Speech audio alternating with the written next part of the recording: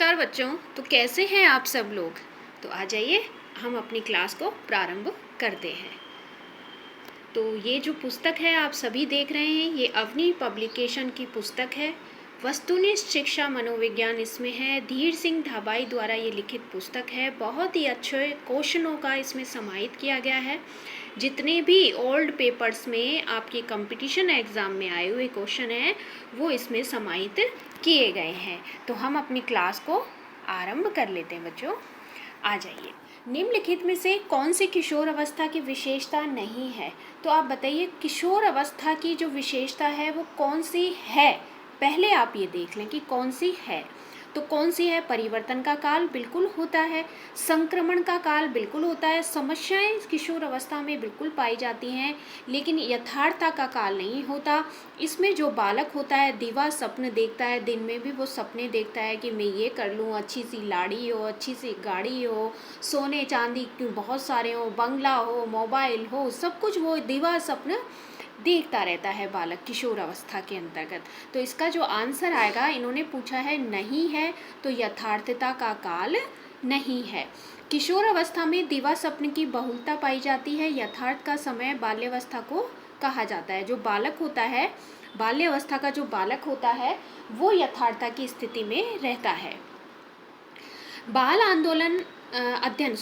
अध्ययन आंदोलन के जनक किसे कहा जाता है। तो मैंने कहा था आपको, बाल अध्ययन आंदोलन के जनक स्टैनली हॉल को माना जाता है। और इन्होंने 2 संस्थाओं की स्थापना की थी चाइल्ड वेलफेयर ऑर्गेनाइजेशन और चाइल्ड सोसाइटी स्टडी या चाइल्ड स्टडी सोसाइटी की स्थापना इन्होंने की थी।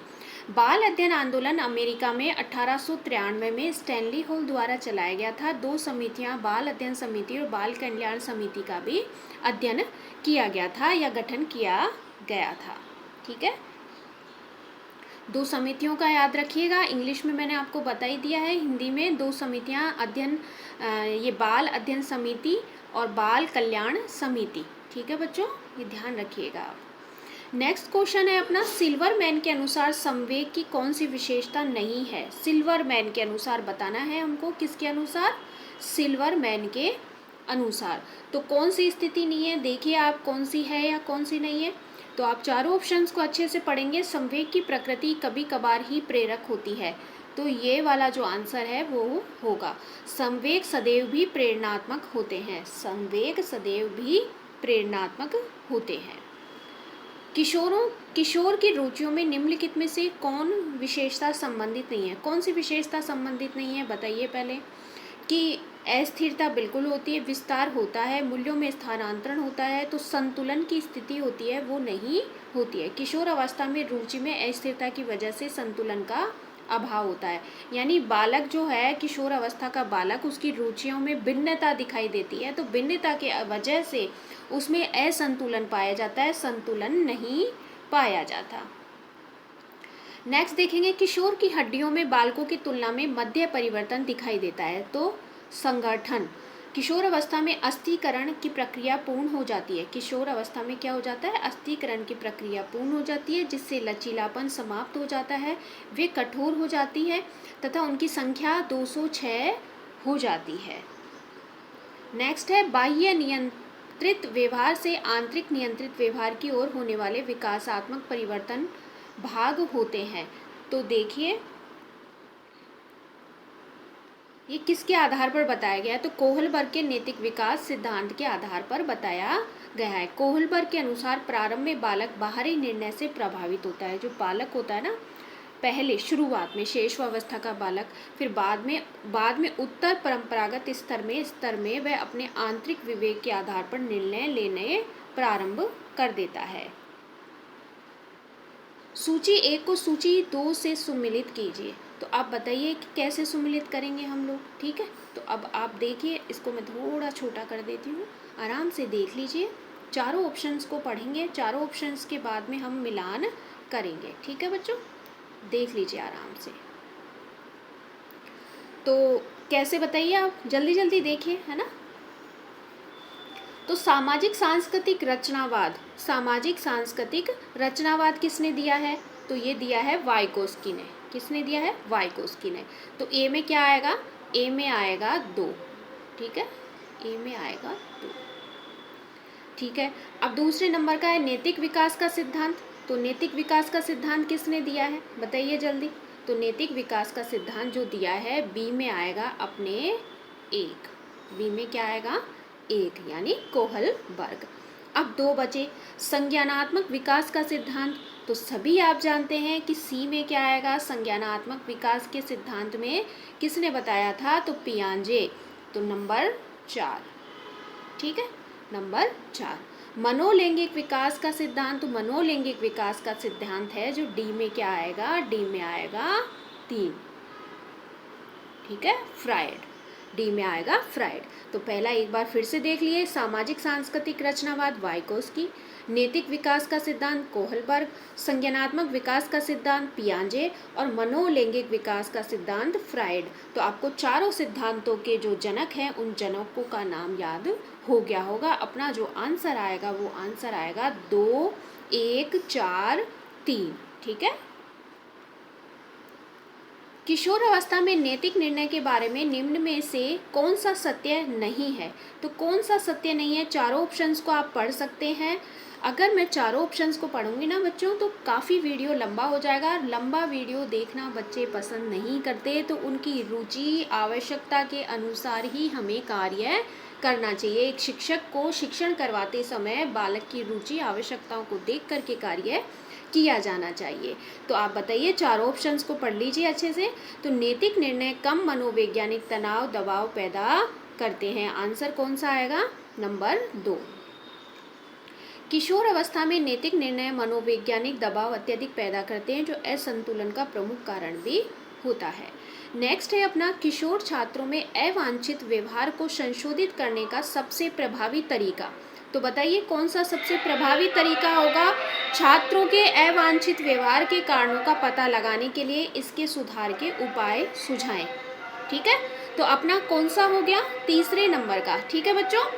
अब देखिए निम्नलिखित में से कौन सी किशोर अवस्था में सामाजिक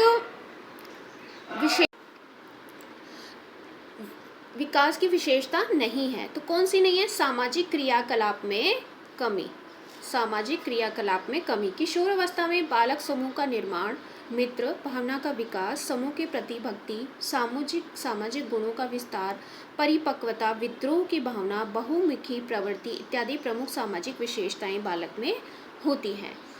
नेक्स्ट है अपना कोहलबर्ग के सिद्धांत में किस स्तर पर नैतिक विकास बाह्य मानकों पर आधारित नहीं होकर अंतःकरण पर आधारित होता है। तो बताइए अंतःकरण पर, यानी पश्च रूढ़िगत स्तर पर जो होता है वो अंतःकरण पर आधारित होता है। कोहलबर्ग के अनुसार पोस्ट कन्वेंशनल स्टेज में बालक अपने आंतरिक विवेक सार्वभौमिक नैतिक विकास के आधार पर नैतिकता का पहचान करता है, यानी अपने आंतरिक भाग में अंतःकरण की आत्मा की बात को सुनता है कि क्या सही है क्या गलत है, और तभी जा कर के वो कोई डिसीजन लेता है।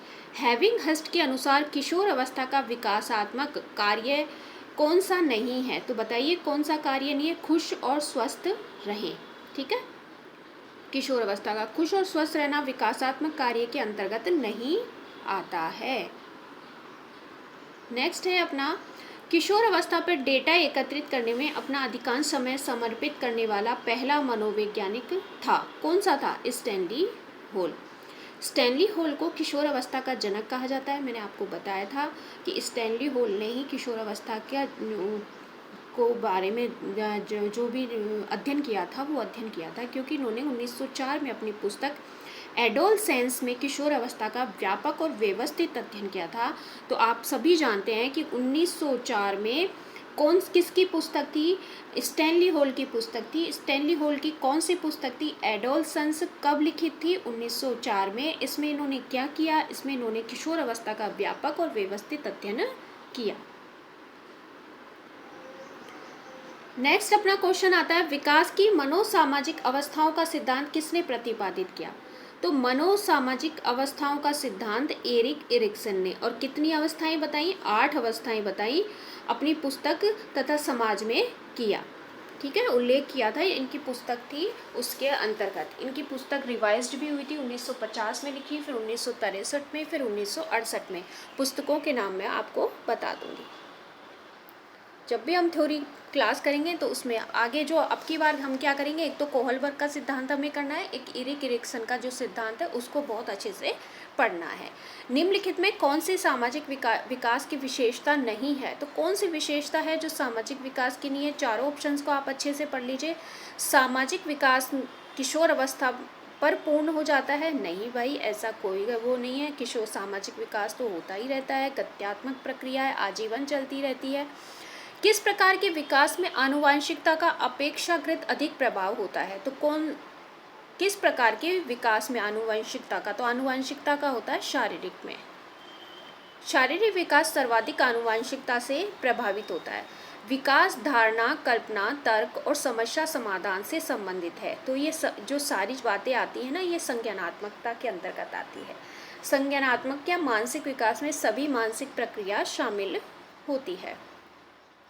विकास के 3 चरण पूर्ण, पारंपरिक, पारंपरिक और उत्तर पारंपरिक, जो अनैतिक और नैतिक के बीच अंतर करते हैं। तो ये क्या है बेटा? नैतिक है ना, नैतिक विकास सिद्धांत। और ये किसने दिया था? कोहलबर्ग ने सिद्धांत दिया था। 6 स्तर, तीन स्तर और 6 अवस्थाएं बताई गई थी बच्चों उन्होंने, ठीक है। तो इसको आप ध्यान से पढ़िएगा और आराम से पढ़िए। किताब बहुत ही अच्छी है, क्वेश्चंस आपको मैं करवा रही हूँ, रोज़ करवा रही हूँ। तो आप इस पुस्तक को देखें, बहुत अच्छी पुस्तक है। और अगर हम धीरे धीरे छोटे छोटे वीडियो में इस पुस्तक को कंप्लीट कर लेंगे बच्चों, तो आप रोज़ को क्लास देखिए, कमेंट कीजिए, कोई क्वेश्चन हो तो कमेंट कीजिए, लाइक करें, सब्सक्राइब करें और चैनल को आगे शेयर भी करें बच्चों। तो यहीं पर हम अपनी क्लास को समाप्त करते हैं। राधे राधे बच्चों।